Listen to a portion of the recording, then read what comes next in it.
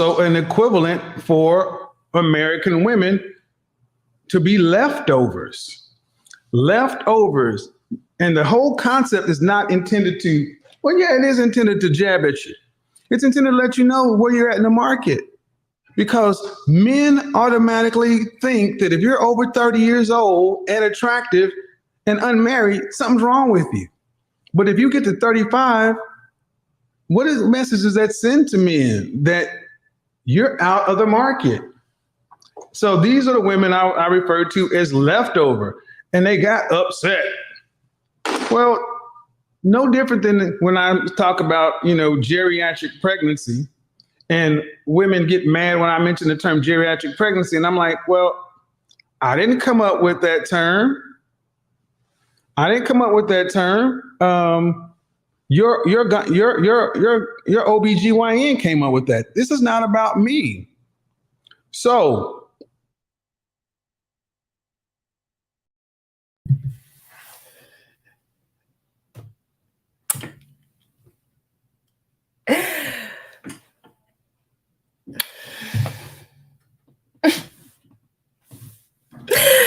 what's up, y'all? What's goody? What's going on? How you guys doing today? How you all doing this evening on this wonderful Wednesday evening? Hope we're all doing all right. Hope we're all doing great. Okay, today's going to be a great show. I haven't done a reaction on YouTube in a minute. Done most of my live reactions on Patreon recently, so this is going to be fun. Should be loads of fun. Shout out to the Godfather Kevin Samuels, R.I.P. to the Godfather, man. We had to start off right with a clip from him because, it was very befitting, to say the least. Words of wisdom, all right, to say the least. Okay, he will be missed, and I wish he was still around to say things the way he said it, so it can get through some of these women heads. Because women still ain't getting it. It's egregious outrage, everything was going. But yeah, that's why I named this title. Iyanla drops strings on a 4-year-old leftover woman. I just want to get that out the way, so that way anybody who's watching this on playback or even watching it live, if you have any questions on why I use the term leftover, that's where I'm getting it from. My man's Kevin. Okay.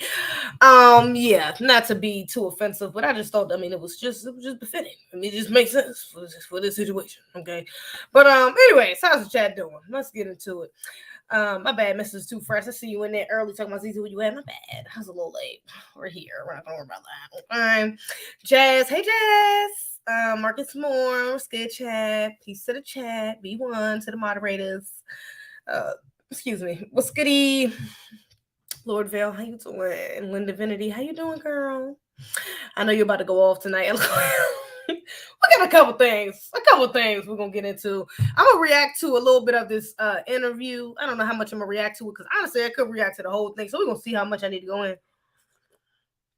I'll just go with the flow. We're still gonna try to keep it within an hour's time frame because I want to not only get this interview in, but I also want to get her response. She responded to some of the backlash she got because of the clip. I'm sure y'all seen the clip that has gone viral. All right, of Iyanla Vanzant talking to this woman on the grill. Give me 1 second to pull this up right quick. I'm sure y'all seen the clip. This clip where there's what she's talking about how she wouldn't date a bus driver, he would have to own the bus. And she kind of got dragged through the mud. I'm glad a lot of people seen that for what it was. Some women, of course, trying to defend it. I'm with her. I need him to own the bus. Of course, these modern masculinists was trying to, agree with her as well. Some of them was trying to defend her. But I really like the way Iyanla checked her. Really like the way she presented the information. And corrected her is the better term I would like to use actually. And so yeah. But she also, the girl has responded, the lady has responded to the backlash. And it seemed like she ain't learned too much. It seemed like, that she was on some chameleon vibes, which how most of these modern women are, modern masculinities are. On some chameleon vibes, acting like she kind of was digesting what she was saying and then went back and doubled down on what she said. On the lot. So yeah, we're gonna get into the response too, but I do want to get into some more of the interview, kind of leading up to that clip. It might be a little past. So we're gonna see how long we get, how long we got, how long it takes. So it's only a 20-minute interview anyway, so we're gonna see how much how much chopping up we gotta do. Okay. Because it is a nice little handful. Also, I don't know if this is going to get copyrighted, like one of my other videos I did when I reacted to somebody else's stuff. Like I said, that was BTO, so I might be alright, but I don't know. They might take it down. If they do take it down, I will upload it on Patreon. Don't worry about it. Okay, I'm going to upload it on Patreon. I'll probably just take some clips from here and put it on YouTube. Okay, no biggie. Some women are the bus. LOL. Oh wait, she doubled on what she said. Yes, she did. She doubled down. So we're going to get into that too. Don't worry about it. But we're going kind of do a build up to that clip. Even though I don't think it's even too far ahead into this interview. I think it's about maybe 5-10 minutes into the interview. They say it's that clip that pops up, but because the video is only 20 minutes. But we're gonna get into it. We ain't got to say too much. Let's go ahead and get up in this. Let's go ahead and get the ball rolling. Okay. So yeah, this is the beginning. All I did was skip past the intro, and she's just telling her what they're gonna be talking about. So let's just get into it, because she already says a couple things that I wasn't feeling off the rip. All right. Reaction video should fall under fair use. Yeah, that's what I thought. See, I thought my last reaction video should fall under fair use, but they definitely copyrighted the hell out of that and was trying to get me to chop it up. YouTube was trying to get me to chop it, take out basically all of the reaction and just leave me talking. But I'm like, bruh, pointless. So that's why I just ended up taking the video down. Because they took it down anyway, so it don't matter. But yeah, so we're gonna see how this goes. But I think I did see somebody else who had more than the clip at least on there. So we're gonna see. We're gonna see how it goes. Whatever. Like I said, if they take it down, I just put it on Patreon. I ain't tripping. Because I can upload videos on Patreon. Let's get to it. With kind of a news frame. Oh wait, hold on. Let me rewind it just a little bit. Discuss masculine energy, feminine energy. I do want to start with kind of a news framing, which is that women's rights across the country, especially Black women's rights, they're under attack. Lots of laws are banning abortions. They are regulating what we can and cannot do with our bodies. What do you think? Okay, so off the rip, I ain't feeling that. Okay, we talking about women's rights, and then you're convoluting that with how Black women's rights. You know, I'm B1. I ain't with the intersectional feminist stuff. Yeah, I know. So off rip, she's already talking about, women's rights, and Black women's rights in particular. They're trying to ban abortions. It's like, baby girl, I just thought about this. I done talked about this when it was first going down. When they was trying to reverse Roe versus Wade, and baby, I just said it. Baby, that ain't our problem. Our problem is we having too many damn abortions. Okay, that's our problem. So them banning that, reversing that, and us not being maybe that ain't really should be our type of concern. Okay, that just means you need to practice more sexual discipline, babe. All right, be more careful who you open up your legs to. We need to choose better. That's what my shout out to the Godfather. He was telling us that before he passed away. So that's not really. I don't really like how she kind of slid that in there. Like, that's. Yeah, nah, I'm not feeling that. Let's get into it. We ain't gonna hold it up too much right there, but yeah, I'm not feeling that. Happens for Black women when this type of siege is at play and we don't feel we have anyone to protect us. Right. Well, the first thing I think we do is we go into anger. We go into anger without a clear ask. Doesn't make sense to be angry unless you've got to ask. What is it that you're asking for? People can say anything in the world, but that doesn't mean that they get a right to do it. It doesn't mean that they get a right to affect you. And I got to start off like this too, because I really like the way, and I really like the way Iyanla had kind of detours or goes around the kind of extraness, because she doesn't even really address the abortion comment. You know what I'm saying? I'm doing this because I'm reacting to it, but I liked how she kind of just got straight to the point, and she's like, I think we respond with anger, and there's no ask, which is true. A lot of Black women walk around, a lot of our mothers, our aunties, and they've kind of passed that on to us, either directly or indirectly, where it's kind of like we've gotten to a point where we've lost that ability to ask. We've lost that ability to we've gained an amount of expectation. Like we expect for you to know what the problem is without us having to say anything. It's like, you don't see me, you don't see the problem like I see it, and so that turns into anger because there's no release of that expression. There's no real genuine, conversations being had, because you expect people to know what the problem is, and to a degree, like she's getting into, it's understandable, because of our situations, white supremacy, of course, we've been pressure on our shoulders. So shout out to Kevin James.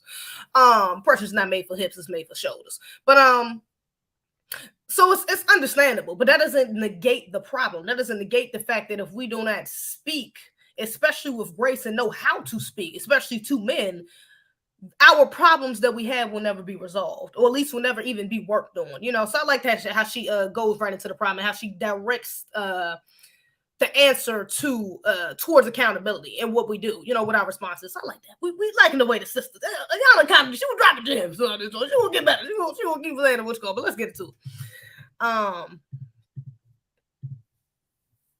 Yeah, she definitely passed the. What you say? Definitely passed the what? The wall. Oh, she passed the wall. She definitely passed the wall. But because so many of us are programmed and conditioned and educated to think like men, we respond like men. And when I mean men, I don't mean two-legged beast. I mean in the masculine energy, and it becomes competitive, it becomes aggressive, it becomes againstness. And that's not who we are as women. It just isn't.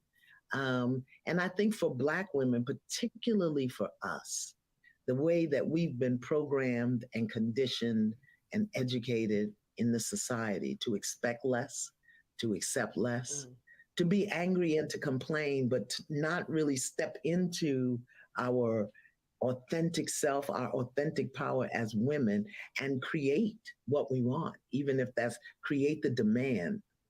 Oh no, not here, not today.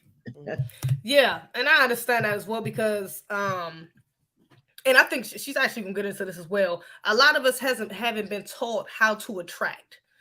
A lot of us have been, especially because of the single mothers, some of our masculine aunties, all right, even masculine grandmothers, to be honest. We've been taught to go out and get it rather than sit within our femininity and attract it, and that's a more masculine way. That's what she was saying. And that's very true. Many of us don't even have the patience to even try, yet alone know how to try, yet alone know how to, really cultivate and create within ourselves. We don't have the patience to sit there and do that. Most of us is very impatient. We ready just, especially even with men. That's a lot of the times with when women, when they say, oh, he's not this enough, oh, he don't provide me, he got to make this amount, he got to do this. It's because they're not doing on the time clock that we want to do it ourselves. We want to get it done like this. We want it done like this, especially if you're doing, now we got a higher expectation for you that you need to be able to do it faster than me. You need to be able to do it better than me. You need to be able to do it. You need to be getting more than me, because I did this. I did it, even if they didn't necessarily have to, especially to the degree that they did. But the fact that they did it, now there's a sense of entitlement that comes with it, and lack of grace, lack of empathy, that they've pushed out of themselves, because now they got into this masculine role where they're doing for themselves. They got to do this. They got to do this. They got to, and not allowing themselves to sit back in their femininity and allow things to come to them, allow men to do for them, allow, the things that they want to cultivate around them without them physically, having to go out and do it and work hard and be a diva. I'm a female version of a hustler. Be the female version of a hustler. Okay, that's what many of us have been taught to do, and that is not the feminine way that she's talking about. So yeah, let me let the sister keep eating, because she about to get going on. Let me see. She was like a darker version. Shout out to Rain in the chat. I see you, brother. She looks like a dark version of Zendaya, woman on the left. Really, I can kind of see that. Actually, yeah, I kind of see that older, darker version. I kind of see that. Actually, yeah, I kind of see that. Okay, I hear you articulating, Iyanla, this masculine energy traits, the competitiveness, the assertiveness. Tell me how you would frame feminine traits. Aggressive. Grace. Aggressive. Yeah, aggressive, not assertive. It's okay for a woman to be assertive. Grace, first of all. And it's actually a good thing, because within assertive, this means, at least the way that I'm thinking about it, is knowing how to set boundaries, having a certain level of respect for yourself, a certain level of respect that you automatically receive by being clear in what you say. Okay, not necessarily aggressive and being blunt or being, you know what I'm saying, just overly direct, you know, in what you say, doing too damn much. Okay, that's how a lot of these women, that's what a lot of these women take assertiveness as. Okay, when it's not really, it's really just trying to be clear in communication. They be doing the damn most, be trying to talk like men, just being real. So let's see what she says though. I think we've lost our grace. We move in such a harsh and hard way. Grace, compassion, nurturing, nourishing, elegance. How about majesty? How about divinity? How about holiness? This is not a language you hear coming out of most women's mouths. Absolutely not. Egregious, Lord Jesus. I am sort of a byproduct of this as well, because although my mother was married twice. I talked about this before. And I did grow up in a 2-parent household for majority of my life. You know, my mother's mother, she was widowed at like, I want to say my grandfather died in the 90s, I want to say. So I think I was a child. Did I ever meet him as a child? I think I met him as like a baby. I don't remember him. But I want to say he met me and my sister, if I'm not mistaken, or at least my older sister, Iyanla, and she's 30. So I want to say it had to be in like the 90s, maybe a little before I was born or right after I was born, he died. But my grandmother was never remarried after that. Okay. And from that, and from, of course, other traumas and things of that nature, but a huge degree of why my grandmother never remarried is because she became very hardened. You know, she was very I don't even want to say she was assertive, but she was a little aggressive. Okay, she had a potty mouth. Y'all think I curse a lot, baby? You ain't say nothing to you. My grandmother, especially if she bad. R.I.P to my grandmother. It's much love there to the ancestors now. It's a blessing. But yeah, she was very hard, you know. And so that got passed on down to my mother, you know. And my mother wasn't the most affectionate. She wasn't the most, she didn't use this sort of language as like compassion and grace and, you know, kind of pass that on to us in indirect ways, because again, she was married. So to a degree, she had to be like that. It's in some way, shape, or form, you know. However, again, there was still a level of hardness within even my mother that she passed on to us, you know. And I noticed that even with a lot of my friends who, whether they had married mothers who were married, mothers who had men in the house, you know, but they just been with a man for a long time, or even single parents, you know, women who their mothers who weren't married and didn't have men in the house regularly, you know, that is a common pattern that gets passed on down to a lot of young women around my age or younger, or even a little bit older, as we can see. Is that hardness that kind of gets passed, that lack of grace, you know, that lack of softness, you know, that kind of comes with it. Because even though, like my mother, like, you know, again, majority of my childhood, adolescence, I was in a 2-parent household, but there was times, okay, after my mother's divorce, she was, you know, by herself. She was out here getting it, okay? She had a job. I think she had a government job. Yes, she did when we lived up here, and we moved to South Carolina. You know, she was with her ex-husband. But even then, for a while, he lived in another state for like, I think like 2 years before we moved to North Carolina. And then it was a lot, okay? It was a lot going on, okay? But my mother still had to work, to say the least, all right? Even when they got to a point where my stepfather was paying most of the bills, my mother was still working, you know, so it's still contributing, to say the least. You know what I'm saying? She was still a necessary factor in contributing. So it's like, even within that, that's still cultivated a degree of masculinity and a degree of taking away from her softness, because she didn't really have all the time she needed to. And that's not all from just working. Let me say that, because some of that time she should have been putting more on it. Like, we didn't talk about this. I ain't about to put my business on Front Street. But I done told her. We had conversations about the lack of time she had spent with us and really guiding us in our womanhood, you know. And a lot of that time was spent because she was focused on her career, you know, and that's regardless of what my stepfather was doing, especially because my mother always had this mindset as well, as because of my grandmother. And after he passed, after her mindset, how her mentality changed after my grandfather changed, she always wanted to still have her own, you know what I'm saying? So that still got passed down onto us indirectly and directly in some cases as well, in some aspects as well. So yeah, you know, it's egregious, absolutely. And y'all on point. She on point. Y'all look, auntie on point. That's all I'm saying. She on point. But they'll talk about being a boss, being a diva, being, you know, in charge. And some of us are either not seated in our throne as queens, or we're in the throne and the crown is crooked.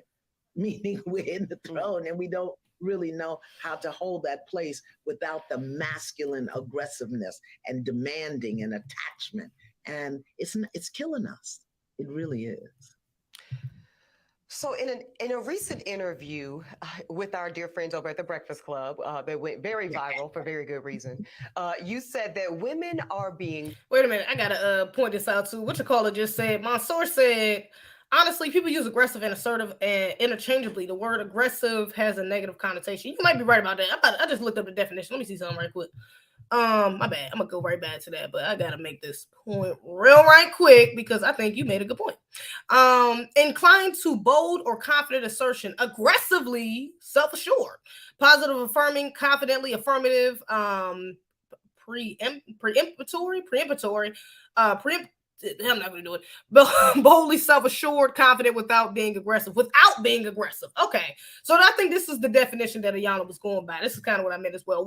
How I understood what she was saying. Boldly self-assured, confident without being aggressive. But even boldly self-assured is a little... I can see how that can be convoluted with being assertive, to be honest.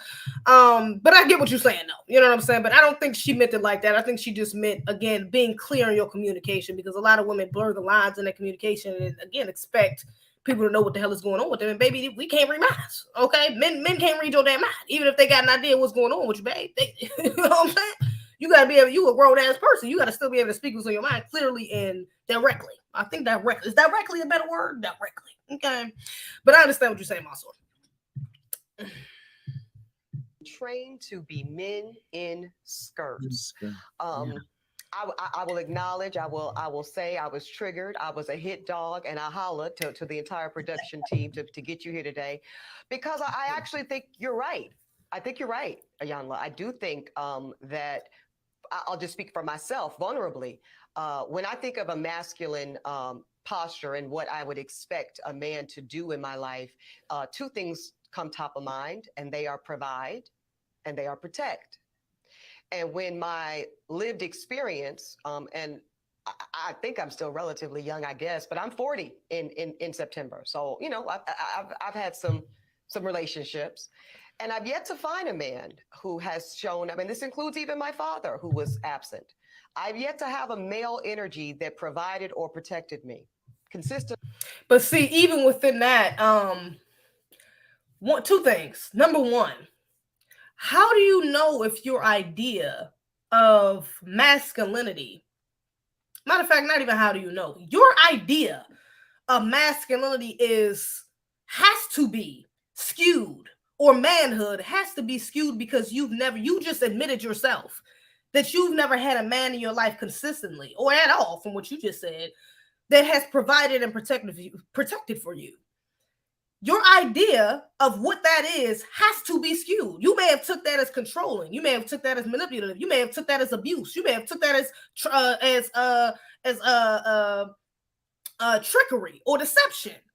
You probably don't even know how to recognize that in a man. One, because you don't have a man to help vet men for you to see if they're genuinely like that. But two, because you haven't actually had that in your life. So how can you genuinely see or tell whether a man was trying to do that for you or either even did that for you? You have a skewed perspective. You have a very skewed perspective. And it's hard for someone to sit here, especially as men. I could imagine the conversations that men have had with you trying to prove themselves. So I mean, I would imagine probably more betas or simps or men who are not in their or walking or living through their divine masculinity, because men who are in that phase of life don't feel the need to prove themselves to a woman. They just are. They are that. They're not going to keep reinforcing the fact that they're here to provide and protect. They're going to do so. And if you are criticizing, ridiculing, trying to nitpick, trying to control, trying to manage, trying to change how they see fit in doing that, they're going to leave. So that may be why you have not seen that, because you scare it away, because you don't really recognize when it's coming to you, what it is. You never really felt it, especially if your father was never there. And like I said, I grew up in a two-parent household for most of my life. So I at least can recognize that when a man is trying to provide and protect. My mother had that at the very least with both of her ex-husbands. So I at least have some sort of idea of how that should work. But for a woman or a little girl or adolescent who has never experienced that from her father, even if they had a stepfather, they had some sort of advantage because a man is in the house. So you can see how they operate, see how a relationship operates. But for you not to even have your father there, and you're in your 40s, and you're saying that you've never even had a man to do that, and you're talking about this is what you see this is what you're saying the minimum is a man should do for you is provide and protect. This is what you're saying the minimum is. You saying you never even seen a man do the bare minimum for yourself. That speaks volumes about who you are. It speaks volumes about what you have attracted, about how you behave, about how men see you. Because that means you don't even know how to allow a man to do that for you. You haven't been taught to even allow a man to do that for you. So for you to be so critical, for you to sit up here and say, and we ain't even got to this part, for you to even get up here and say, oh, well, he has to own the bus. You see where your skewed perspective is. And you're 40 years old, baby. You on the leftovers. Shout out to Kevin Samuels. He would have said you qualify for what you can get, baby. You probably get an average at best. That's probably what Kevin would have said.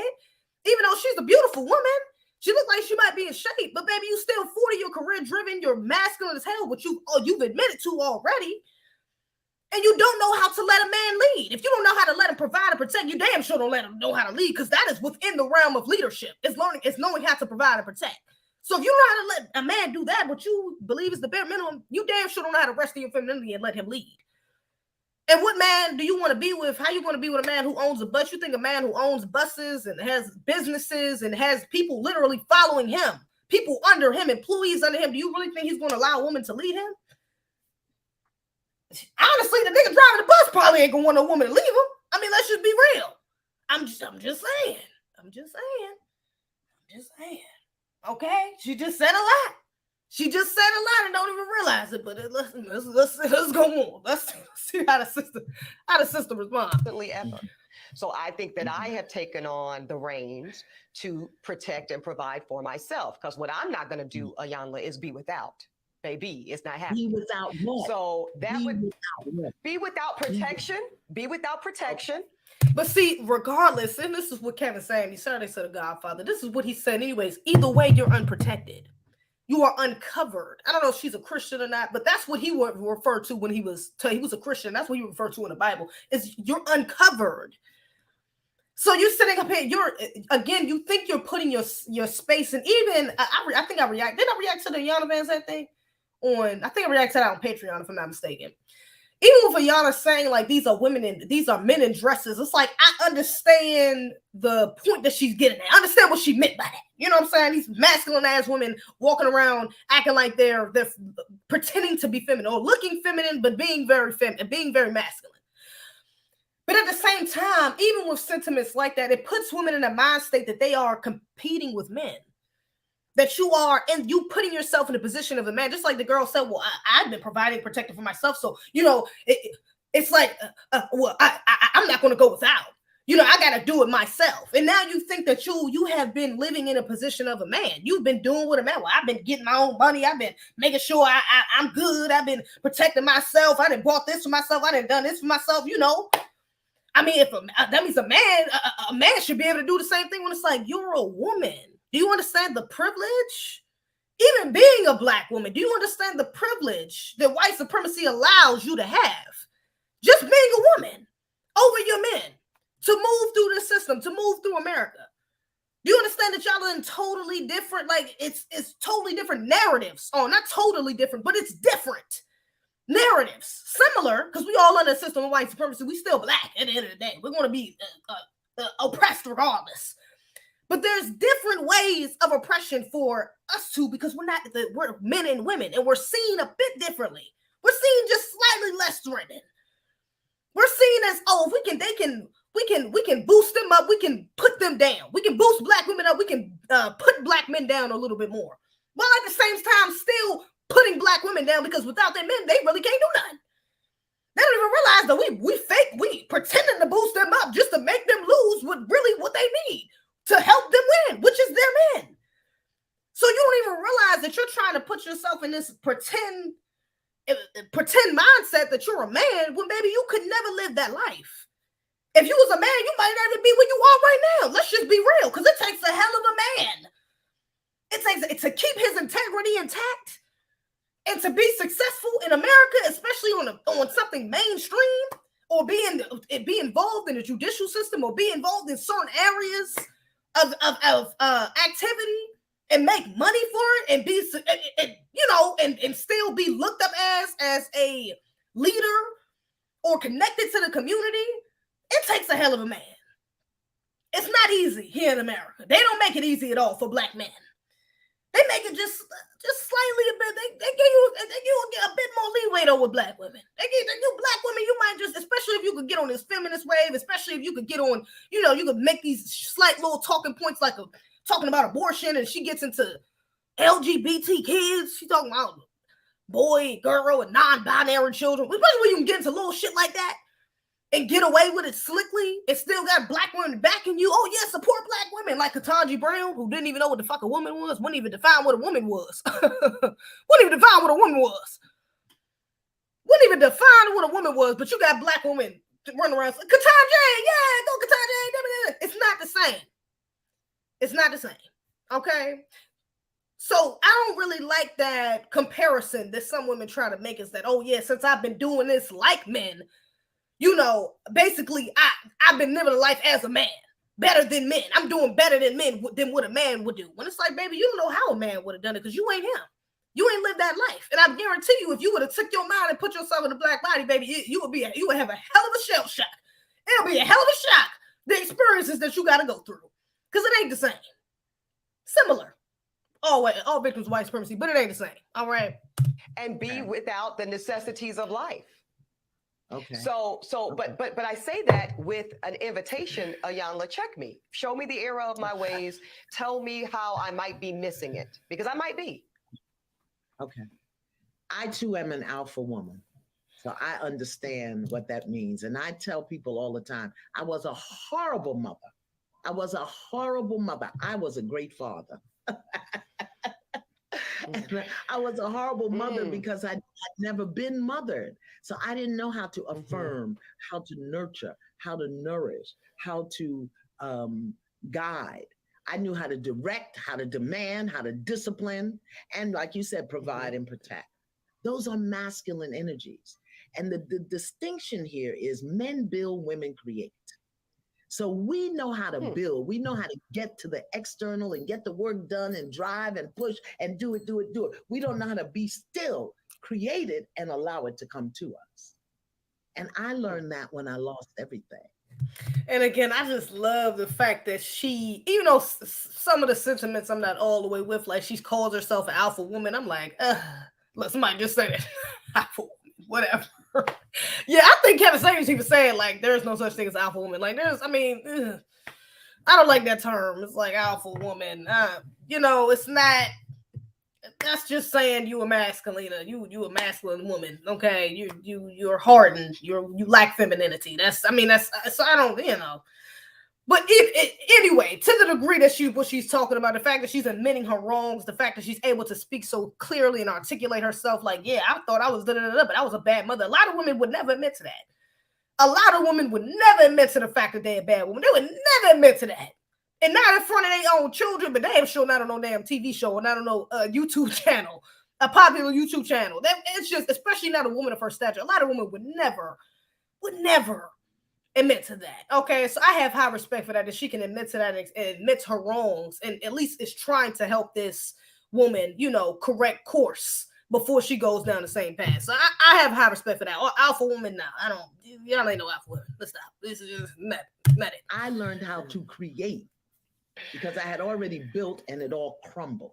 The house, the husband, the job, the contracts, the professional career in the world, stripped of it all the attachments, the necessities of life, the creature comforts, until I was stripped down to the bare bone. And then I had to learn how not to build. Build is external. Create is internal. And we as women have the power to create and attract anything we desire. But we don't get still. We won't shut up. And we manage everything through fear, control, and survival.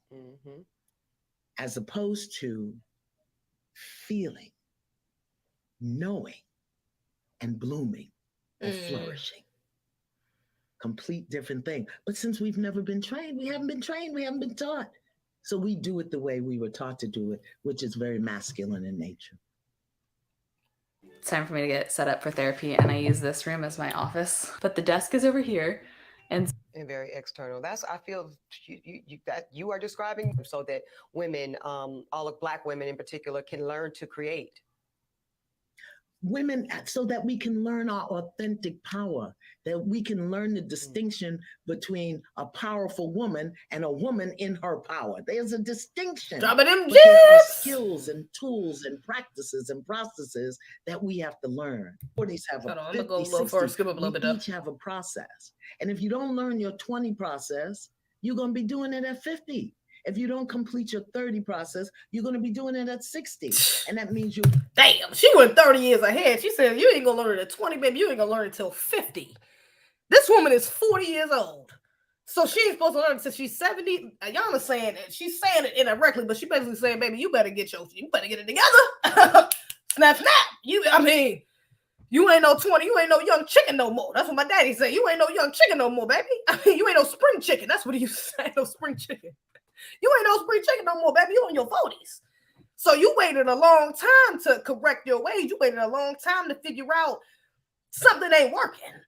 After you get past 35, again, shout out to the Godfather, Kevin Samuels, 35, after you get past 30, is what he said. Men start to wonder, like, if you're attractive and you're unmarried after 30, they looking like, you unmarried after 33, 35, they like, something might be wrong with her. So if you already was getting those cues from men after 35, even after 30, and you wasn't no lights going off in your head, like something needed to change, and you're 40 now and still clearly in that masculine energy, baby, you got a lot of work to do if you trying to attract a husband. Baby, you got a whole lot of work to do, and I mean in a short period of time if you really trying to attract a husband. The one that you think the high value man, even the Henry, the high earning man. Even if you're trying to attract a Henry at this point, baby, you got a whole lot of work to do to maybe attract one of them.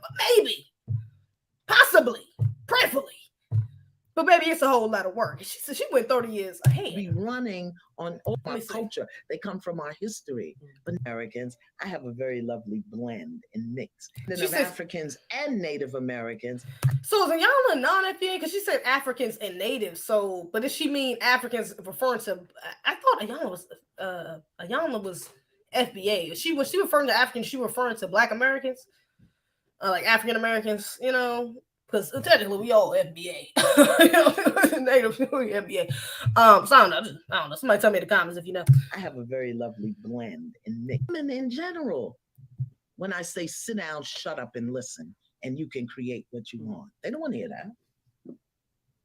Well, I want to hear it. So tell me when the sign up is. They don't want to hear that because they're thinking like, what the hell am I going to sit down, shut up, and listen for when I can get up and go get this job?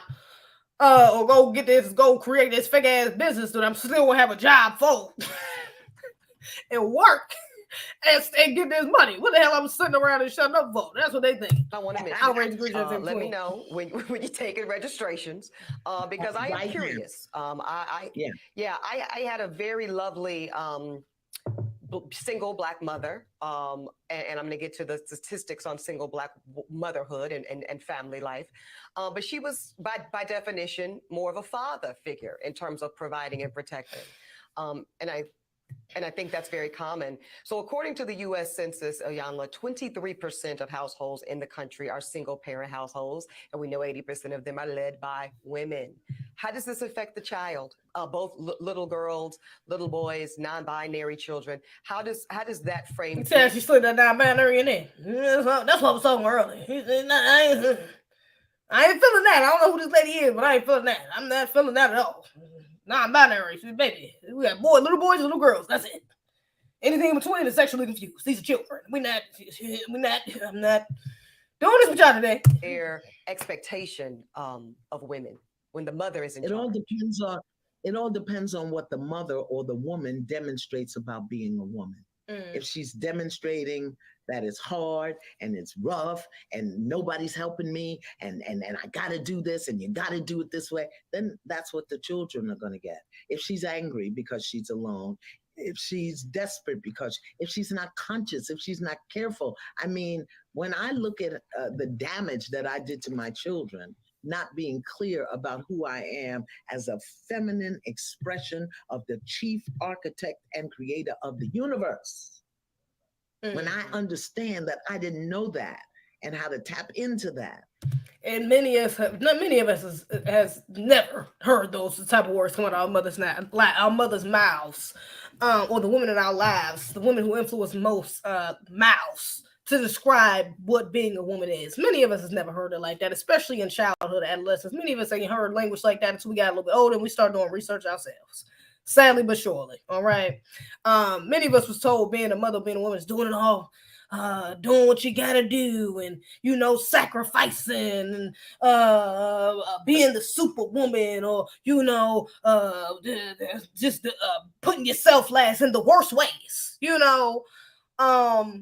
And so it's kind of the way they've had us looking at womanhood in a softer take, and a more vulnerable or a more graceful way. It's been skewed into negativity. It's been given to us through a negative lens. Okay. So yeah, understood. She on point. Y'all know on point. And the damage I did to my children, who I love with all my heart. As soon as I discovered how off I was, I confessed it to them and asked them to watch me as I rebuilt who I was. And I'm still very alpha, but I'm in my throne and my crown is straight.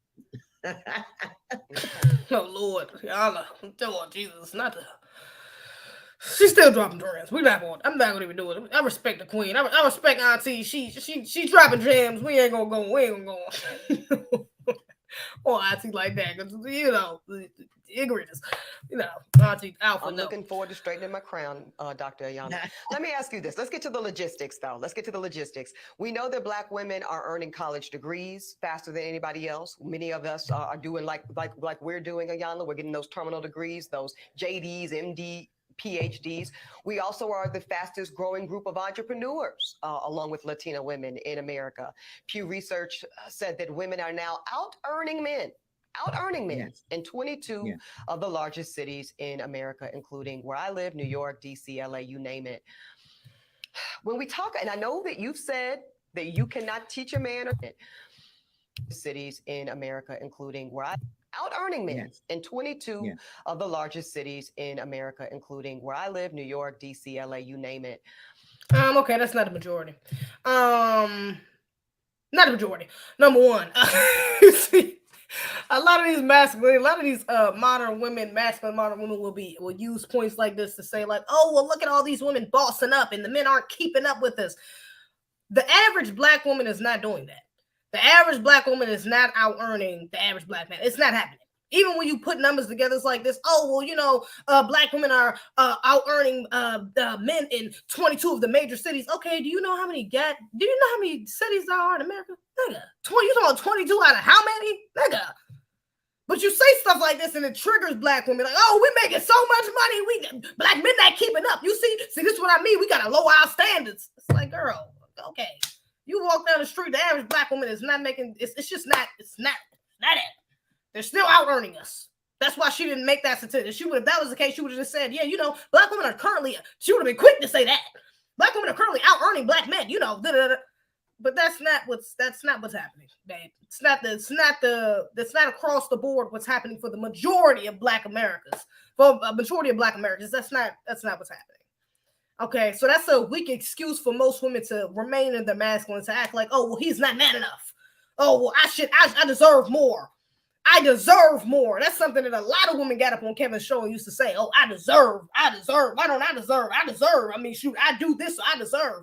And that's the excuse they fall back on is, oh, well, look what black women, we getting degrees.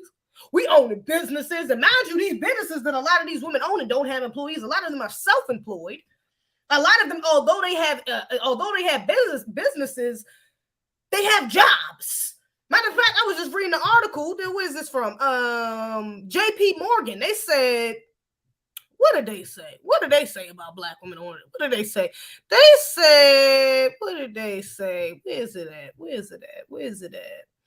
They said about 60% of black women who own businesses still only contribute about 40 hours a week to their businesses because they have other jobs or other responsibilities to take up most of their time.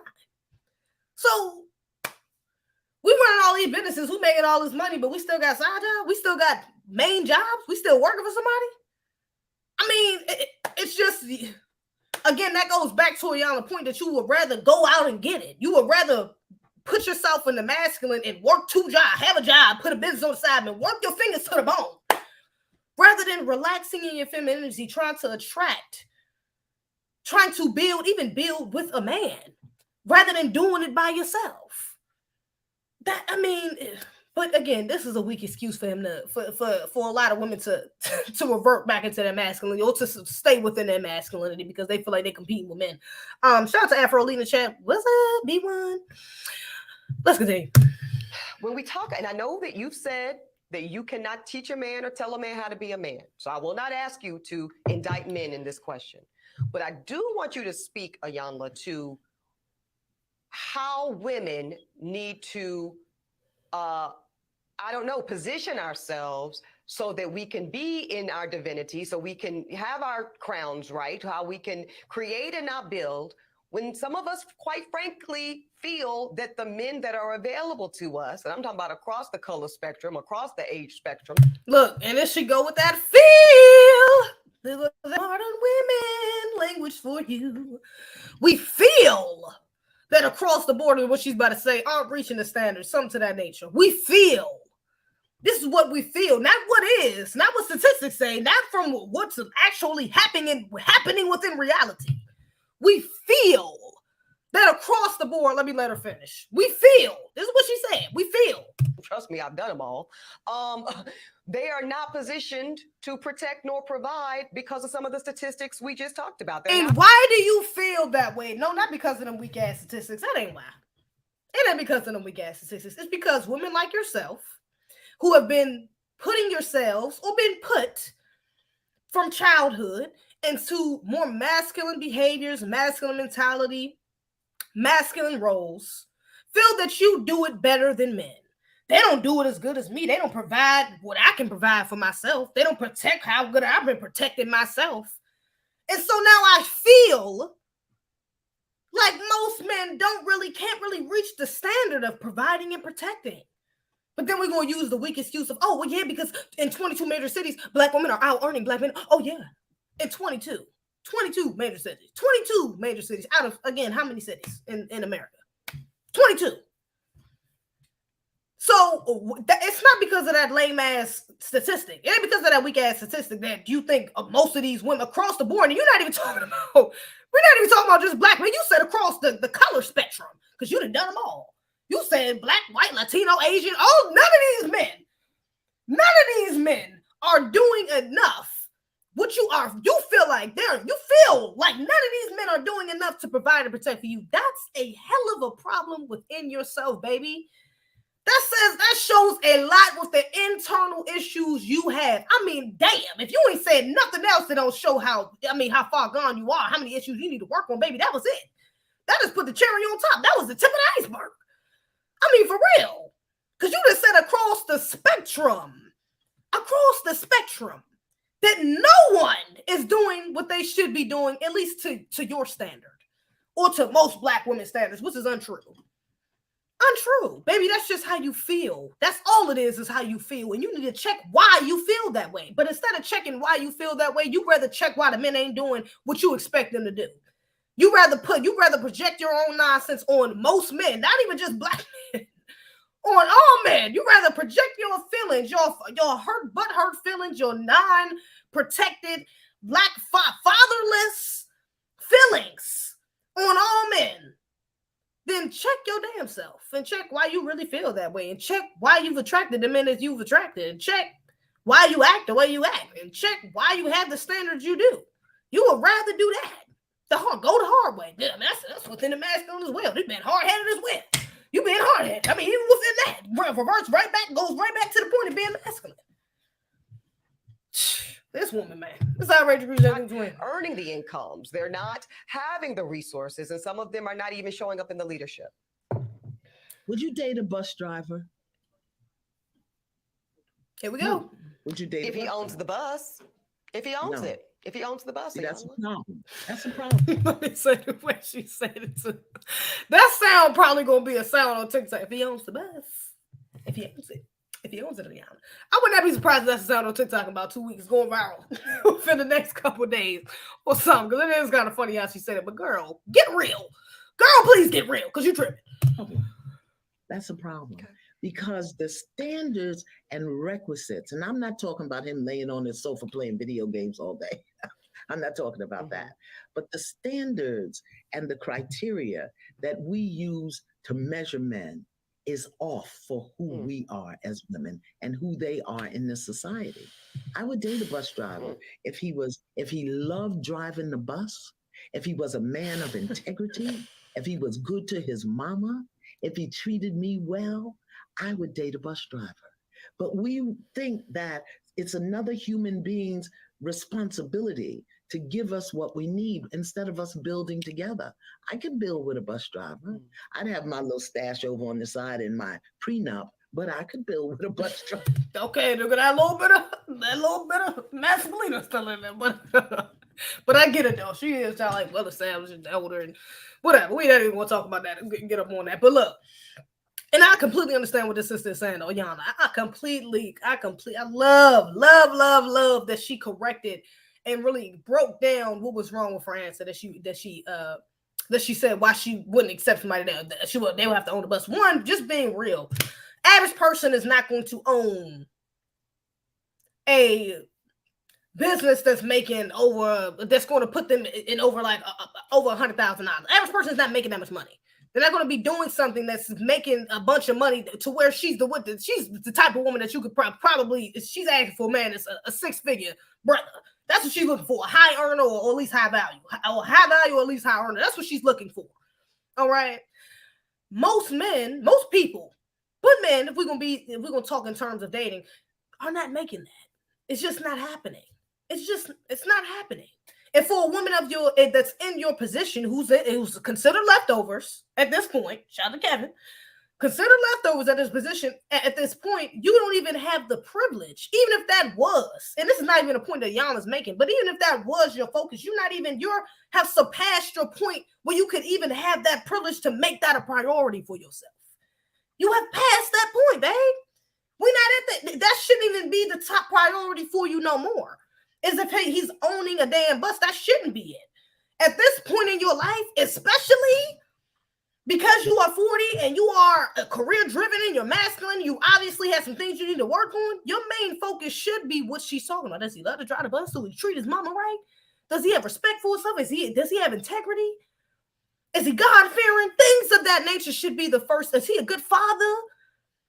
Is he a protector? Those are the things that should be on the top of your list. Whether he make 50,000, 20,000, or 100,000 should be what you should be coming after all of these other, all of this other stuff you consider. If we're being real, But again, that comes from our mothers and our aunties and our grandmas not passing that knowledge down. Because although she's 40, this problem is in many young women, and many young women are going to end up just like her because they will keep this mentality. Oh, he got to have this. Mind you, so many women, again, the average person is not making more than 50,000. Okay, Black Americans, Black people, we're talking about. Okay, so if we're talking about most of us is growing up in middle to lower class, and you grow up with this mentality like, oh, well, I deserve a man who makes over 100,000, but none of the men in your family make 100,000.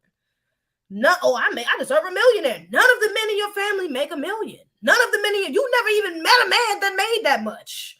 Outside of somebody who that you may have met at work, met through somebody, some sort of high-end function or in the streets, something like that.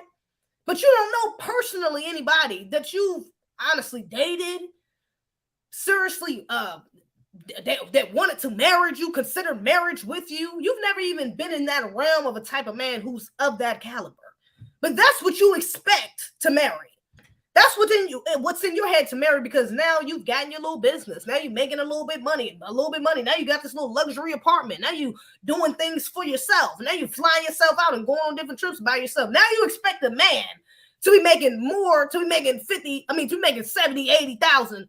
That's what you need, because you want to make sure you keep your money and he have enough money to provide the lifestyle that you've already kept, or upgrade you. And upgrade you. And still be able to be good on his own. And you still get to keep your money on the side. You still get to keep your little bit of stash on the side. You don't got to give up nothing. There is no interdependence. So it's a backwards mentality for you to have, for you to even think that. I remember I even had to correct a little bit of this about myself, because I've never really thought of myself marrying a billionaire. I don't know that millionaire. But even before it came to Sammy's, I kind of had an idea like, I'm gonna live like, I'm definitely gonna have a couple houses. I'm gonna have a couple cars. I'm thinking, even though I'm not putting a number on it, I'm thinking I'm gonna marry somebody with at least like making like 200,000 or something like 200,000-300,000 a year, something like that. You know what I'm saying? And although there are people, don't get me wrong. There, some of my aunties and uncles, they do make some money. Okay, one of my aunties, I don't know what their number was, but they definitely made some bread. They live in a nice neighborhood, things of that nature. Nice size house. One of my uncles is like that. But the majority of men, even my father directly, my stepfather that I grew up with, my brothers, the men that were closer to me, they're not in that realm necessarily. They're not up there. They don't own multiple houses with multiple cars and multiple legitimate. That's not the realm that they're in. That's not what I'm used to. That's not my stepfather he worked on a damn train. He was a railroad. I think he made maybe like 70 to 80,000 or something like that. I want to say, because I think I read their taxes one year. I think he made like 70. I want to say around like 70, maybe not 80, maybe like around 70 or something like that. And so it's not as far-fetched. You know what I'm saying? It's not as far-fetched as it is for some women, because I've had some taste of it. Again, uncles, aunts, my brother, my dad has owned business his whole life, things of that nature, but it's still not of the realm. Like, the life that I was envisioning for myself is not something that I was actually living in. Okay, it's not something that I had actually experienced. And that's how a lot of women think. They think that since they get a little taste of that life, a little glimpse, when they get on their own and they make a little bit more money and they're doing a little bit more for themselves, that they automatically deserve that. And it's like, do you understand the percentage of women who actually get to that lifestyle? And what is wrong with the average lifestyle that you have right now? What is wrong with how you grew up? Now, there may be some legitimate problems with how you grew up. I ain't gonna deny you, okay? Some of the traumas or some of the hardships you may have went through, but as far as being average, as far as building with the man, as far as not having a man that is a high earner necessarily, or a high value man, what Kevin would have referred to as a high value man, most women are not going to have access to that man. It just is what it is. It just is what it is. And especially a woman who is in her 40s, like this sister, who has passed her prime, your likelihood of meeting that sort of man that you're looking for, who owns the bus, it has gone down tremendously. It has gone down. And a lot of women don't want to swallow that pill of truth, don't want to accept that reality that, baby, it just is what it is. And it's nothing wrong with what it is, especially for the younger women who are looking to marry. There's nothing wrong with that. You got what you got. You didn't ask for what you came into the life for. You didn't ask for how you were conditioned into this life. So you didn't ask for the men in your life or the your family's wealth. You didn't ask for that. You didn't pick and choose what that was. You just got what you got. It is what the hell it is. So if you want to give it a man who was on the same level, is on the same level as your fathers, your brothers, your uncles, whatever the case may be, and build and try to attain more, okay, cool. If that's what he wants as well, okay, cool. But to say that the standard is either up here or nothing, I can't have what I grew up with. I can't have, like, this is just not good enough. That's backwards. It makes your likelihood of being married and even a men attracting to you, it goes down. Because they like, girl, how did the men ain't stupid. They see how you was raised, they meet your family, then they're like, you want me to fly you to Dubai once a month or twice a year? And you grew up on Section 8? I mean, hold up. Wait a minute, hold up. You telling me, come on, you ain't go to Disneyland until you was about 25 when you could afford it yourself. You want me to fly your ass out twice a month. Or you want to go on expensive ass vacations 3-4 times a year. And you want me to do that. And you grew up like, let's just get a little real. Let's just get a little real. Is all I'm saying.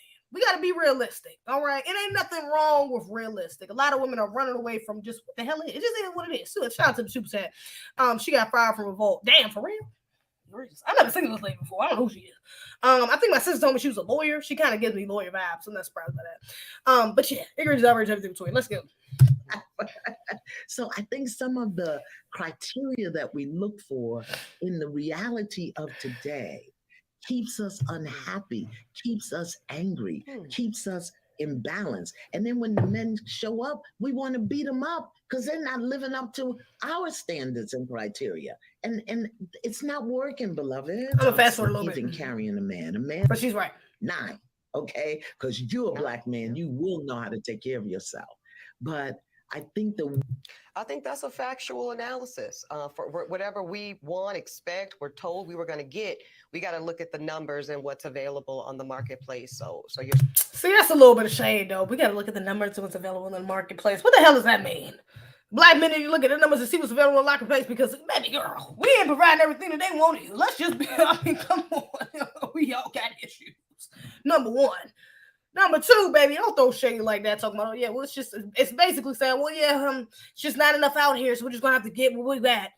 Girl, no, you need to fix what the hell you got so you can get what you actually need. What the hell are you talking about?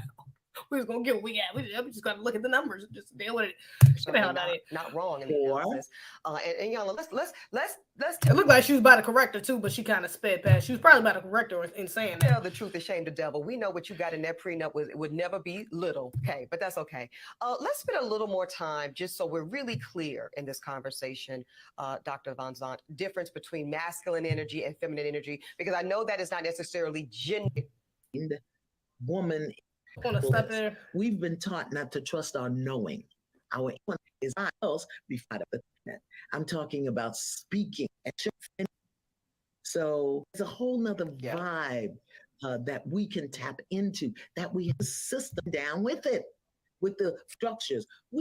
How many women do you know with degrees could live outside and survive for 3 days? On the earth? How many do you know? I know I can. I know what to eat. I know where to go to Wild Wild West. That empowers us. Yeah. Take the pants off.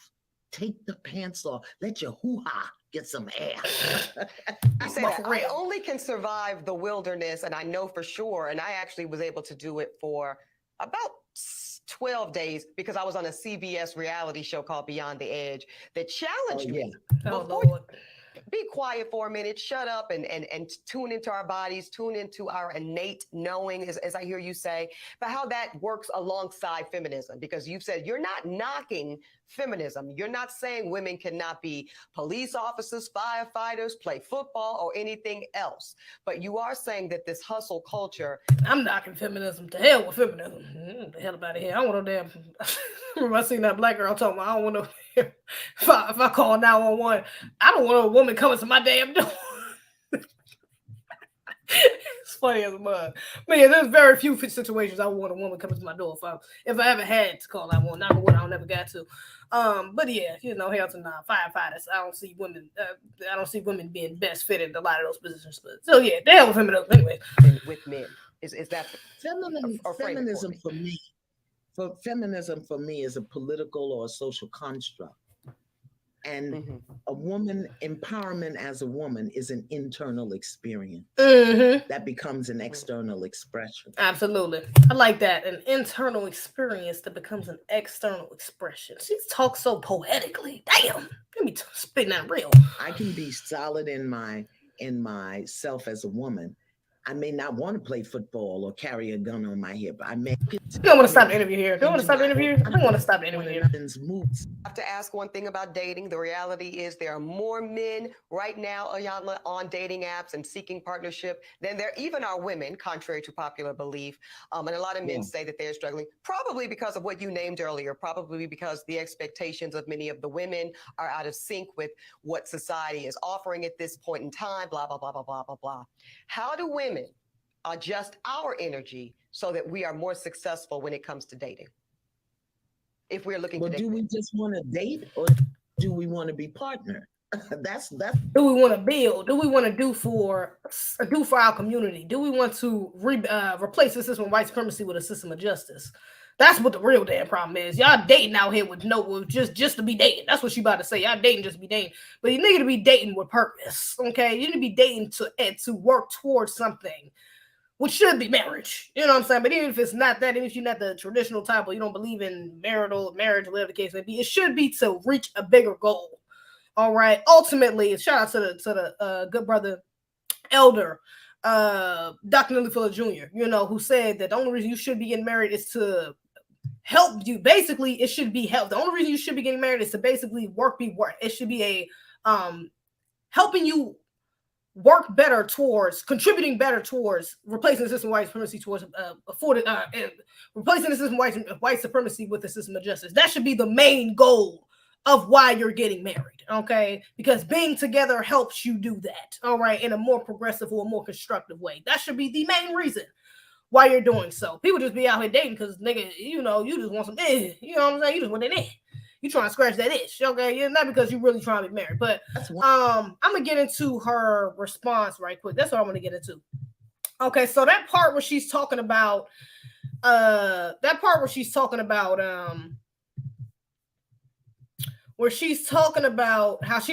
wouldn't date a man with how she wouldn't date a bus driver, but she would date a man who owns the bus, has went viral. Okay, she got some of the backlash. People been commenting on her stuff, and she's been seeing how everybody's been talking about it.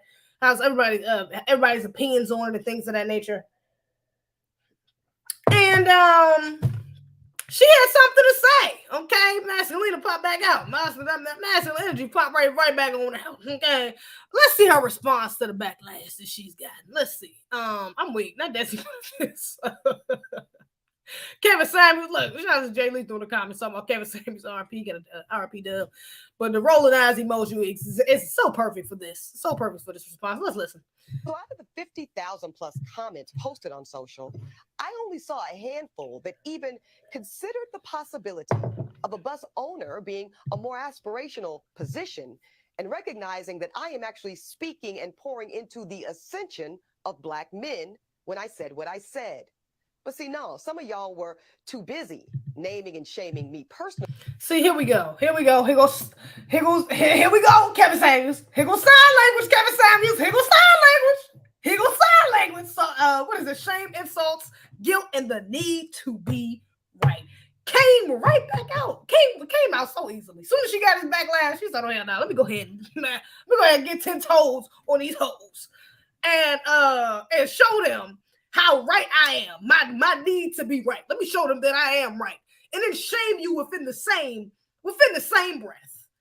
Oh, with all of these assertions, all these comments, 50,000 comments, y'all don't even realize that I'm sitting up here trying to basically show you. I'm trying to show y'all that I have higher standard for Black men. That's essentially what she's saying. Oh, I got a higher standard for Black men, and y'all just sitting here trying to act like I'm all wrong Because I'm trying to tell y'all that I think that really, we should aspire to be owners instead of employees. You see, look how y'all coming at me, and I'm just trying to show us that we could be better. Oh Lord, sign language. R.I.P. to the ancestor canon, man. This is outrageous. Maybe you was better off not responding than responding like this. I mean, literally. You was better off not responding than responding like this, babe. I mean, for real. Because any of those who even felt some sort of empathy for you that may have looked at this and seen some of your problems, even the ones you wasn't necessarily admitting to with Iyanla, seen this and was like, oh, there we go, chameleon. There we go. She ain't hear nothing she said. You ain't really agree with nothing Iyanla said. You ain't really hear what that woman said to you. Because there's no way that you heard what she was saying and really received it, really understood it, really understood it. And then come out with a video like this. That's your first response. Like, oh yeah, y'all gonna come for me, but I'm just trying to tell y'all that I got higher standards. What? And that's a typical response from one of these masculine modern women that said, well, I think we should expect better. And, even she was even kind of saying this within the interview with Iyanla, like, our standards are low. And I think we should have higher standards for ourselves. And like, baby, that's a weak excuse if your standards is based on nonsense, isn't based in reality. If your standards are based in shallowness and vanity, if your standards are based in what you believe masculinity or what you believe or what you feel manhood is, and there's no real man or the man in his divine masculine to back you on that, or that you can derive your information from, it's not real. Now you're just talking to justify what you're saying. You're just trying to make excuses for how you feel and try to skew people, try to influence people to back you up so you can feel a little bit better about it. But baby, this ain't it. This is not it. You was wrong for the comment. You were incorrect. She corrected you on the show. And you said you understood what she meant, but apparently not, because as soon as somebody else get up on it, as soon as the internet get a hold of it and hurt your ego, that's really what it is, hurt your ego. Because niggas was dragging you through the mud talking about you gonna die alone, and she's past hitting the wall. She's leftovers. That's the only reason why she's talking like this. Oh, now you got to get up here. Like, oh, no, I'm not. Well, this is actually why. You see, I'm right. I'm going to use shame, insult, and guilt and the need to be right because I am right. And y'all going to understand, well, I'm right. Baby, this was not the one. You was better off not responding. You was really better off not responding. And Black women in general as undesirable, gold diggers, and much worse. Now, I suspect that some of y'all are the same men that were bringing home C's and D's on your report cards, only to then be... They were the insults. There's the insults. You was bringing home C's and D's, and you was telling her she wrong and she a gold digger and all this other stuff. You was saying any of that in the comments. You was bringing home C's and D's.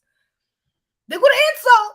We done already got the shame and the need to be right. They would have insults. Coddled by parents that said, well, that's okay, as long as you're doing your best. Well, listen, I love and believe in the excellence of Black. Not only she insulted you, she insulted your parents. She said you was getting C's and D's, and your mama and daddy said.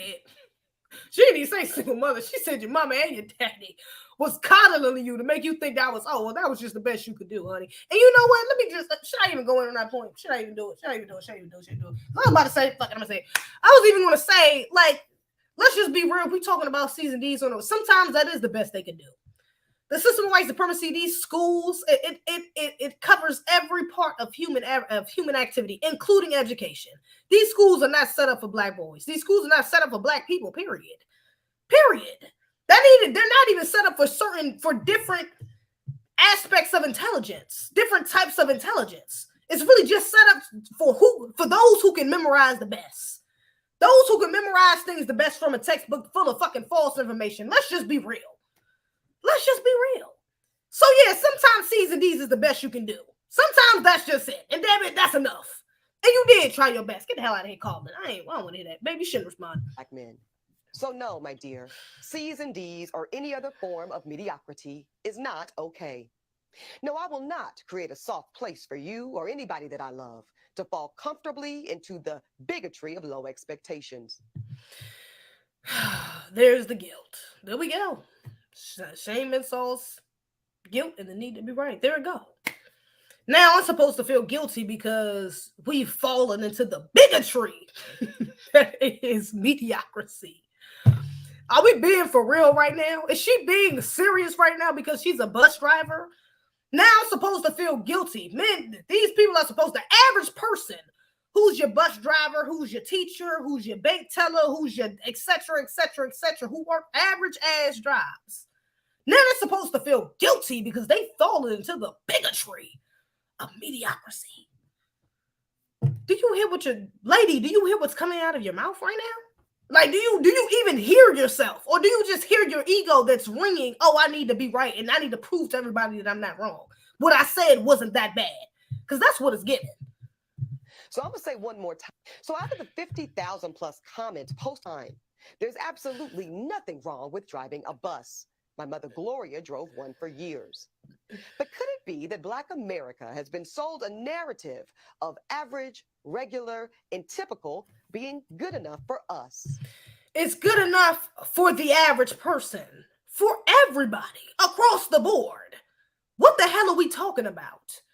And even if we're talking about average, our average is a bit skewed, if anything, because of the side effects and because of the direct effect of white supremacy. Point blank, period. What are we to? But you're not, I'm damn sure no, she ain't gonna bring that up. She ain't gonna bring that up. She ain't gonna bring that up and how that affects what we consider average. But you'll sit here and say, oh yeah, well, we've just Black America. We think average is just okay. When baby, ain't nothing wrong with average. Ain't nothing wrong with normal. Ain't nothing wrong with being at the rate of the pace of the general population. It's just what most people are accustomed to. Most people have bus driving jobs or school, work at a school or work at a bank or work at a grocery store, work at a restaurant. This is just what the average person does. It just is what it is. It really don't matter even if we like it or not, if we expect to live like this or not. This is just the reality of the situation. This is what most of us can acquire, especially with the system of white supremacy intact and literally economically castrating us. Damn shit. Within our position, other people in our position wouldn't even be an average. Let's just be real. Especially now the Belly even beats of America, they wouldn't even be average. So we are damn sure a special group for even attaining that. For most of us to even attain that under this system. But no, you won't say that. You'll say, oh, well, we're messed up for thinking that the average is just, should be the standard. It just is what it is. We shouldn't be thinking like that. Something's off, has to be off about Black America. Well, see, that's called white supremacy. And in this case, it takes the form of conditioning Black Americans to happily accept being a permanent American underclass. But see, because I know the truth about Black folk in America. Oh, Lord, lady, we are underclass because we are under the system of white supremacy. But you will not say that shit. You will sit here and try to use shame, insults, guilt, and the need to be right towards Black Americans, toward foundational Black Americans, to justify your nonsensical points on how you date and how you view men, Black men in particular. But you won't date out the very system that is literally causing some of the effects that you're trying to point out right now. You won't do that. You're not going to do that. But you will sit here and use sign language to shame and to look down on or try to talk down on Black Americans more over Black men. Lady, if you don't get the hell up out of here, man, this is outrageous. Let's let her finish. No, average is not and will never be good enough for me.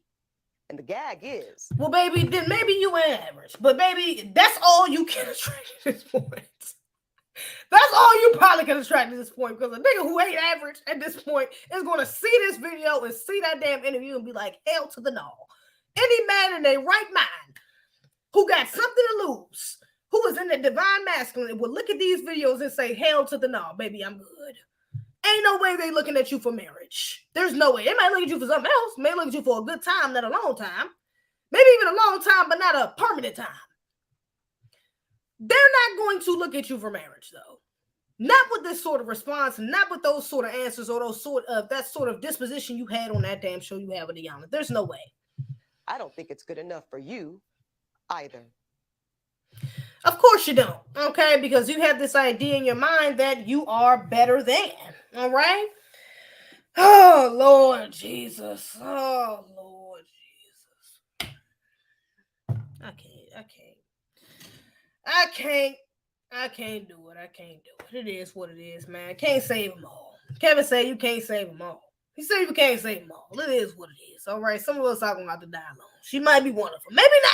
Maybe not. Maybe she'll be come out here. Maybe she'll go find her a simple beta to deal with some of her masculine behaviors and mentality. Maybe. I mean, it's possible. It's not to say that she has no shot at getting married. But for the type of man that she's trying to describe, yeah, it's the chances is looking slim. Chances looking real slim. It's egregious, outrageous, everything between. To say the least, man. To say the least. Marks exactly 1 year since Kevin said tomorrow marks. Ain't no way. Are you for real? Let me see something. That is divine. That is divine. If that is, that's crazy. Let me see. That's wild. If it is. When did he die? May 5th. No, it's 2 days from now. Damn, I should have waited until then. I should have waited until Friday to do this. I could have did this Friday. That would have been kind of, but that's still divine though. I didn't even know it was 2 days away. That's crazy. Dang, that is crazy. Wow. R.I.P to the brother, man. I did not know that. Shout out to you, Mr. Bobby. I did not know that. She's never going to find anyone because her time is up, to be honest. She better use her dip. Oh my God, Jazz. Jazz, egregious. Marriage ain't good enough for her, but didn't she say she was 40 and still? I mean, that's what I'm saying, baby. Average might be all you qualify for at this point. So you better make it good enough. You better make it work. Make it enough. What Chris Tucker mother saying Friday? You better make it enough, okay? Because that's all you look like you about to get. It's underclass. That's what I'm saying. It's not, yeah. It's like, and then in one breath she says, "Oh, my mother was a bus driver, so there's nothing wrong with that." In the other breath you say, "Oh, we're just okay with being a permanent underclass." Like, baby, come on, bruh. She talk like somebody disciplinarian. No man wants his mom. Yeah, I'm not. Yeah. I know several married women who are extremely successful attorneys. For Ebony K. Williams to use her degree as an excuse for her rude, disrespectful behavior is utterly ridiculous. Yeah, because you can be. You can do it. You can do. You just have to know you would just have to know when to or how to stay in your femininity and still play the game. You got to know how to do both. And many women don't do that. Many women get lost in that career. They get lost in that degree. They get lost in, the money and wanting to gain for themselves. They get lost in that idea, that selfish idea of wanting to just do for self and wanting to do only for what benefits them. Only wanting to sacrifice for what benefits themselves, So yeah, it can be done. It absolutely can be done. But many women cannot do it or will not do it. The C's and D's had to do with this. She didn't learn anything from that exchange with the elder. Yeah, clearly she didn't. Women will generally date any man she has a strong attraction to, regardless of his vocation. Some even date men who are unemployed. Yeah, that's true. That is true. Because even with I never heard of sign language. That's 100. You never heard of sign language, man? That's Kevin Samuels. R.I.P to that brother. That's Kevin Samuels for you, man. Shame, insults, guilt, and need to be right, man. That's Kevin Samuels. Women will generally date on my some even date men who are unemployed. Yeah, because if he has a drive, if he knows how to get out and get it, he can get it regardless. You know what I'm saying? Regardless of the temporary predicament he's in. I never had heard of someone. She tried to spin it. She tried to spin it. Willie, she tried to spin it. Producer justice, yes. Men are dating apps because men are the ones who have to attract and approach. Women get attention from all angles without effort. Yeah, that's true. Social media, that's true. And that waters down the game for a lot of brothers. They always get a holler at. Yeah, that's a fact. It waters down the games for a lot of brothers with that. You know what I'm saying? And even with that happening for a lot of women, it boasts the egos of a lot of women. Like, I mean, as you can see, this 40-year-old, that's the woman right here.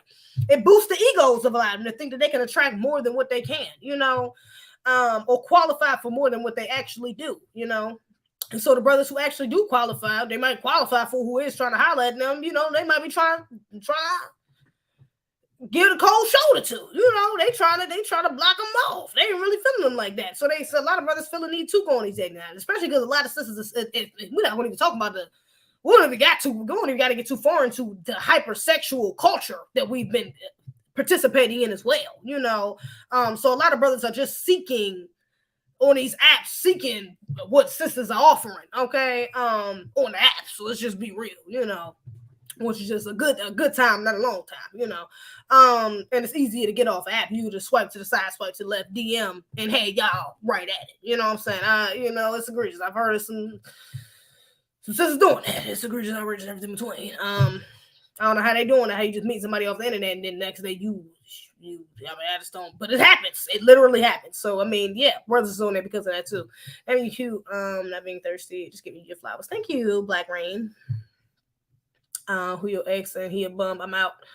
I found out who your ex is and he a bum, I'm out. Beyond it means. You talking about what I was talking about, what you call. DC is a cool place of time. Thank you. I'm just glad on this one. And Jada, two of DC's finest. Oh, thank you, Russell. Her ex-fiance is white. Her ex-fiance is white? Kind of explains a lot. A lot of these white boys will kind of accept these masculine women too. These beta white boys, they accept these masculine women. Especially because a lot of these masculine women, you know, because she made a point of that earlier, across the board. You know, I've dated them across the board. She made a point of that earlier. A lot of these modern masculine women like this too know how to soften themselves just a tad or even alter their behavior a tad for non-Black men. A lot of that comes from a disdain they have for Black men. So they can alter their attitudes or alter their disrespectfulness or their directness or their aggressiveness. They can kind of alter that a little bit when they meet non-Black men, because they see them as they kind of put them on a pedestal. They see them as more powerful than Black men, and so there's like a subconscious higher respect level for them, you know. On some bed winch BS. So yeah, you know what I'm saying. That kind of don't surprise me. She could be one of them. I'm not gonna put it on her like she is, but she could be. It's a possibility.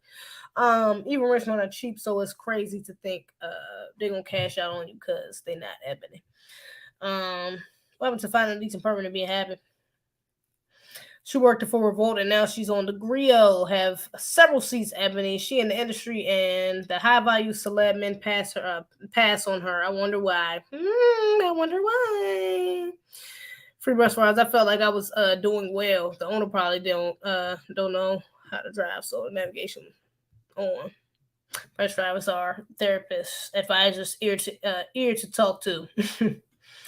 She don't know the TV station she on. She work a job just like now she got a 9 to 5 just like him, but trying like she better. Gorgeous. MTA bus driver was mean as hell. You know, she was dating Tariq, who she allowed to play video games all day and took care of because he had good. Tariq, what? Tariq who? We definitely not broke. I work for NYC MTA bus. I made $100K for 10 years. Yeah, and bus driver. I was about to say that. You know, I know some bus drivers. My aunt drove a bus for a few years. She made some money. You know, I think her husband a bus driver right now. I think one of my aunt's husbands is a bus driver right now, if I'm not mistaken. They don't make bad money. They don't make bad money at all, actually. I think they make more than average. Actually, somebody just say you made 100,000 as a bus driver. I think they make more than average, if I'm not mistaken. Especially the longer that you're doing it. You make more. So yeah, which kind of makes sense because you are driving a big ass vehicle, and then you have people on it. So I mean, yeah, you're taking a high risk, you know, doing that. I have no trust in divestiture words.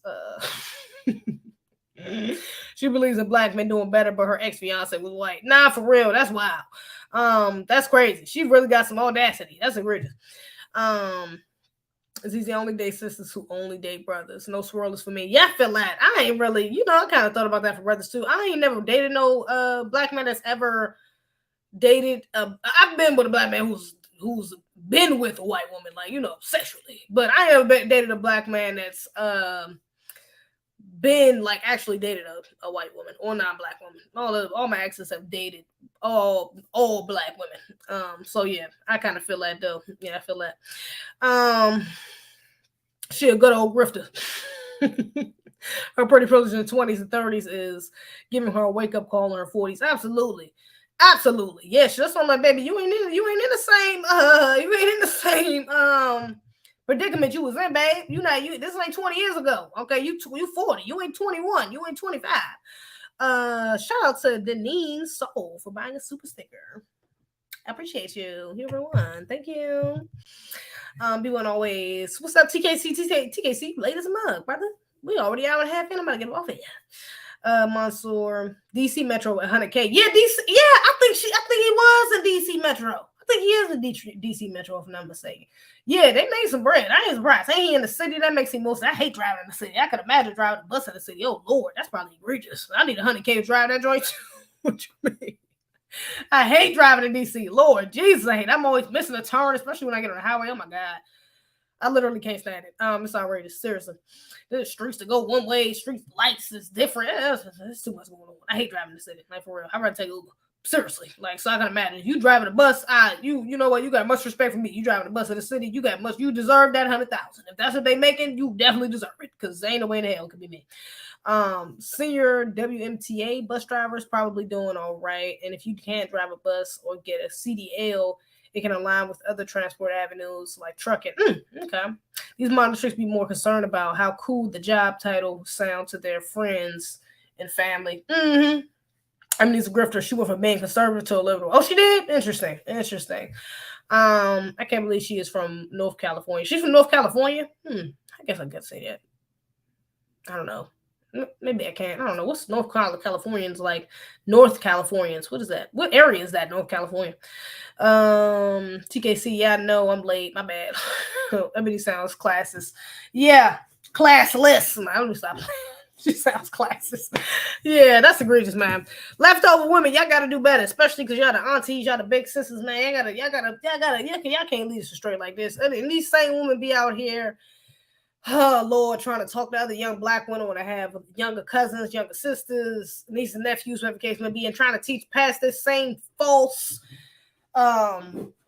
ultimately destructive information or advice on to other young black women. And it's just it puts us in a cycle of destruction, puts us in a cycle of non-progression. All right. It's not constructive information to pass on. Okay. It's just not this type of mentality. You gotta correct it, sis, for real. So we're just she's from North Carolina. Oh, she's from North Carolina. Oh, why did I say North California? I'm tripping. I'm like, what the hell area is North Carolina? Is that San Francisco? My dad's trying to figure out what the hell North California is. He says that's San Francisco. She's from North Carolina. I'm tripping. I don't know why I said California. I'm bugging. My bad. I meant North Carolina. You put North Carolina. I'm tripping. I said North California. I don't know what the hell I was thinking with that, but North Carolina. Okay, she's from North Carolina. Interesting. Gotcha. That's interesting. North Carolina. You know what? My mom's ex-husband's daughter kind of thought like that. And I think she's pushing 40. She about to be pushing 40 soon. She probably still unmarried. She had a mentality very close to this lady. I wouldn't be surprised. She was kind of bitter and just kind of like, you could tell she had a lot of internal issues she needed to work on. Always kind of like upset or kind of haterish. Just, kind of weird energy. And yeah, she was like that. So I wouldn't be surprised if she's still unmarried as well.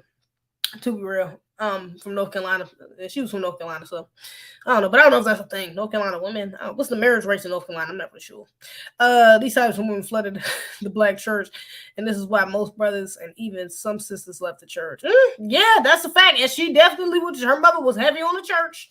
She's never been remarried. Her mother was never remarried after her and my ex stepfather. Actually, were they even married? So I think they were married, her and my ex-stepfather. I think so.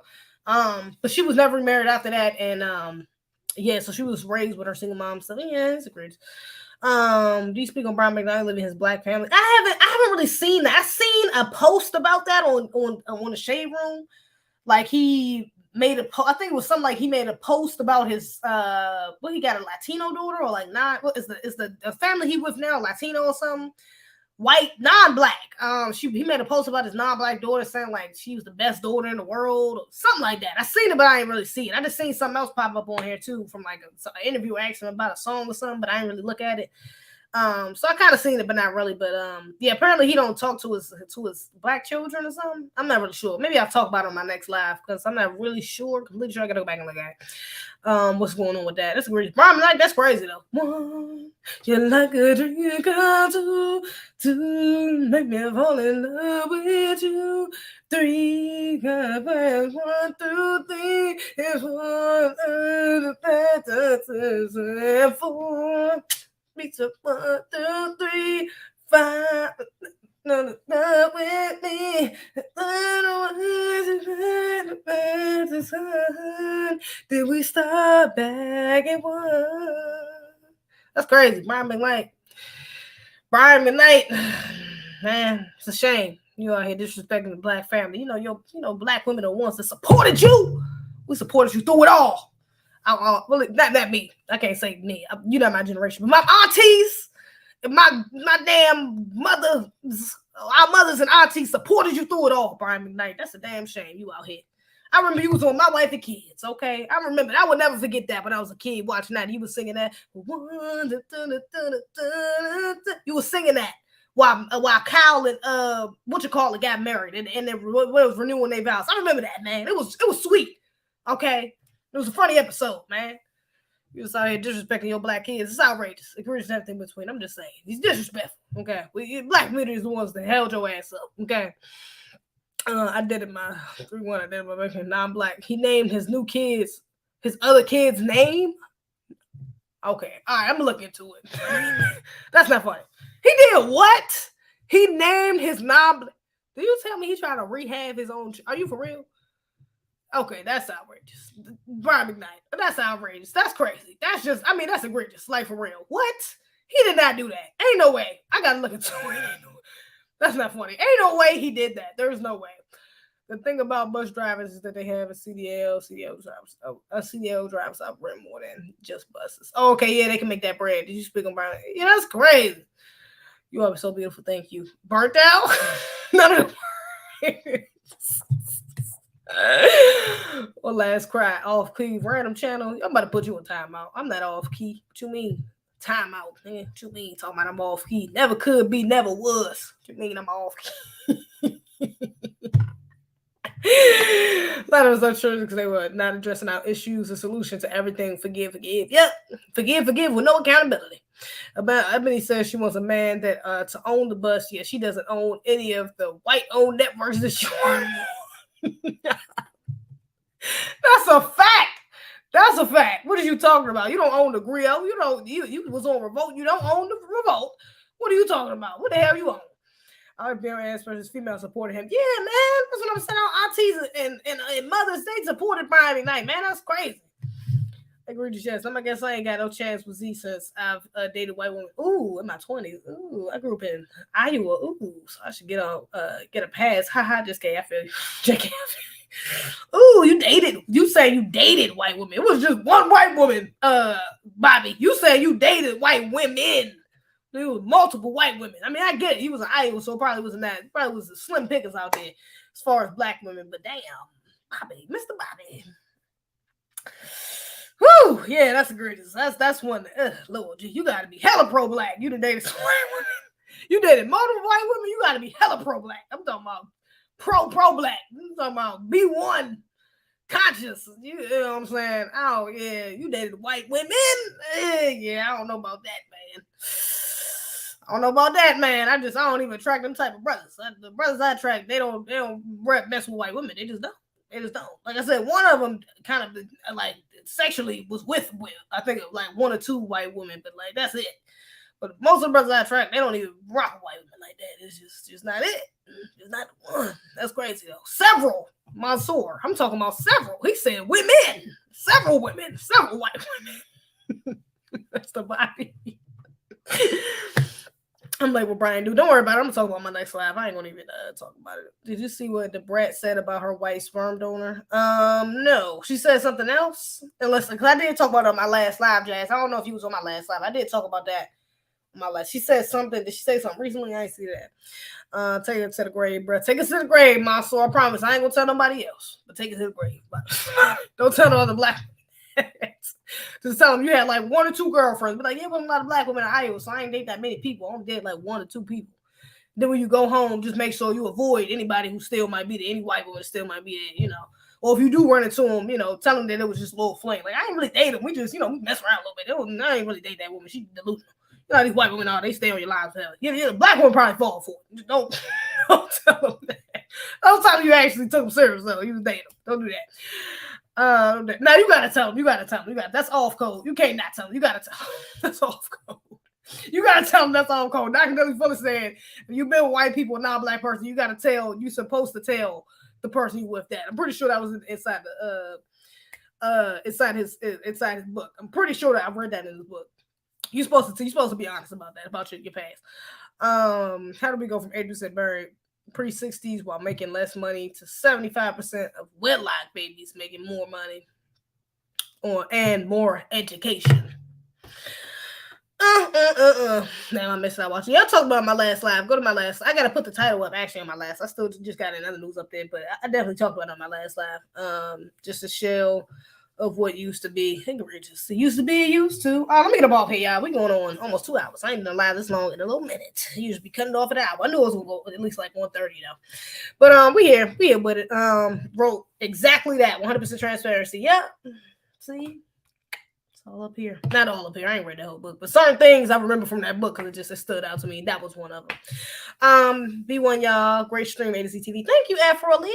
I do appreciate you. But make sure y'all share the stream, like the stream, repost it, comment on it. Even if you're in the chat now, go ahead and comment on it after it's posted. Okay, please. I appreciate you if you put your opinion below. Make sure you subscribe to the channel. Make sure you subscribe to the Patreon for that exclusive content. Again, if they take this live down, it's going on Patreon. Just putting it out there, all right? Hopefully they don't. Knock on wood. We're going to hope not. But if they do, it's going on Patreon, okay? No biggie. It'll go on Patreon. Make sure you follow me on Instagram. Follow me on Instagram, __CFWM. My backup, __CFWM, because they be trying to hate on my life. If you want to show me some love, my cash app is zezebih. My super thanks button was up there. I don't know why I didn't see it on my last video. Where's it at? My super thanks. I don't know if you see it on any of my videos. You can hit that though. If it pops up on here, I'm going to fire. It was up there now. It's not. I don't know what's that. But yeah. And if you want any merch, it's in the description below. Make sure you follow all of my social media platforms in the description below if you want to follow me or anything else. But other than that, baby, that's all I got. Shout out to the chat. Famo, Mr. Bobby, TKC, CA, I say CA, Afro Elite, Mansoor, Young Deity, KE, Jack One Uptune, Russell, Jazz, Spirit of Justice. I do appreciate y'all. Yes, the real ones for rocking with the realest. Peace.